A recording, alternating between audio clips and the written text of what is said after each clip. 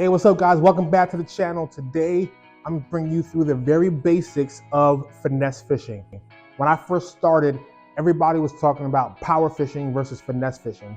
And I really had no idea what they were talking about. I was just smiling, yeah, power, yeah, finesse, right? But I had no idea. So I'm gonna take it step by step with you and talk about finesse fishing. Power fishing, we're really talking about when I hook that fish, I'm using big lures and I'm horsing that fish out of that water. Finesse fishing is totally opposite, right? I'm using smaller, subtle lures. I'm gonna break you through how to finesse fish in your bodies of water. So when finesse fishing, you need a certain type of rod and reel. So here's a tackle setup. I'm using medium to medium light rod. 6 foot to 7 foot, depending on where you're fishing and what you got available to you. But I'm using really light, medium light rod.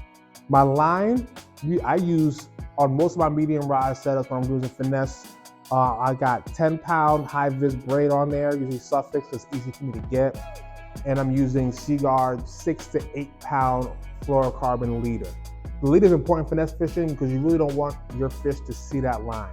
The less line they see and the more natural that bait looks, the more apt that fish is to bite, right? So finesse fishing using 6 to 8 pound fluorocarbon is pretty much invisible in that water when you're fishing it. That's the tackle setup. Now, when it comes to lures, it's really important, whatever lure you pick, to have those subtle, natural retrieves.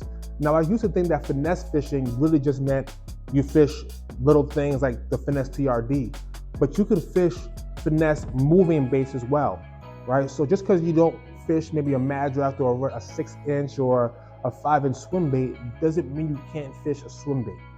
As a swim bait, I might fish this little dark sleeper. This is a killer right here. Smallmouth, largemouth is a small finesse presentation. I can fish it slow. I can let it hit bottom and kind of pop it off like a jig. This is a finesse presentation of a swim bait. Just like a chatterbait, I might not fish a jackhammer finesse, right? That's too big, bulky, big vibration.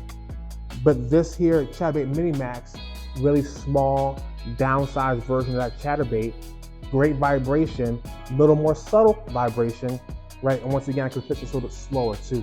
So when we're talking about fishing finesse, it's not just fishing slow, but it's just fishing small as well, right? Even some of those crankbaits, you can fish those small crankbaits as well.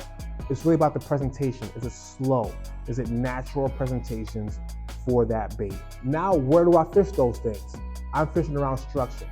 I'm fishing around those rocks. I'm fishing around laydowns. I'm fishing weed lines, right? I'm fishing those areas where there is structure for that fish to hold on to. Because a lot of times fish are hanging out there waiting for small bait fish to kind of cross them so they can go out and get them. So hopefully that was a good intro into finesse fishing. You now know what kind of rod to use, what kind of line to use. The king of finesse fishing is really the finesse TRD. If you want to start with one bait, one finesse bait, you get the finesse TRD, you get you some shrimp jig heads and those net locks because they might help you in those weedy conditions. But you definitely want to get a finesse TRD if you're just starting out. It's just the easiest one to rig. It's just the easiest one to use. And I actually have a video on how to fish the finesse TRD right up here. So look that video up. All right. Thank you for watching the channel. Hope this was helpful to you in understanding the very basics of finesse fishing. And I'll see you in the next video.